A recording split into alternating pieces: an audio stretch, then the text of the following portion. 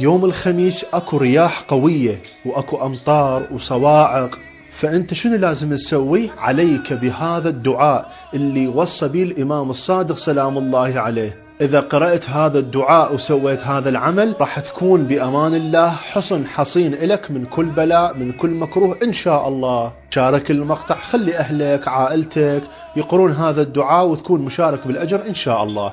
الإمام الصادق سلام الله عليه يوصى أصحابه يقول لهم إذا صارت رياح قوية صواعق عليكم بهذا الدعاء: اللهم أني أسألك خير ما هذه الرياح وخير ما فيها، وأعوذ بك من شرها ومن شر ما فيها، اللهم اجعلها علينا رحمة وعلى الكافرين عذابا، وصلى الله على محمد وآل بيته الطيبين الطاهرين. بعدها تقرأ سورة الزلزلة مرة واحدة، حتكون بأمان الله وحفظ الله والضامن الإمام الصادق سلام الله عليه.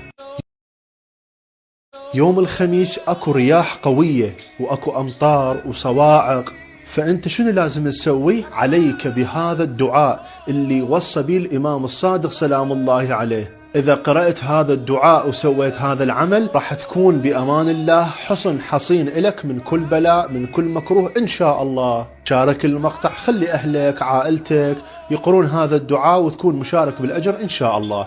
الإمام الصادق سلام الله عليه يوصى أصحابه يقول لهم إذا صارت رياح قوية صواعق عليكم بهذا الدعاء: اللهم أني أسألك خير ما هذه